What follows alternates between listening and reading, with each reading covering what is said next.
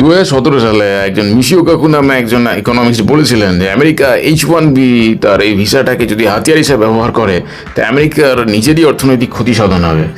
তো ব্যাপারটা এখন বর্তমানে আমেরিকা তাই করতে চলেছে। তার H1B ভিসার মাধ্যমে যারা নিউ অ্যাপ্লিক্যান্ট আমেরিকাতে যারা কাজ করতে চান তাদেরকে সেই কোম্পানির কে $100,000 পে করতে হবে সরকারকে।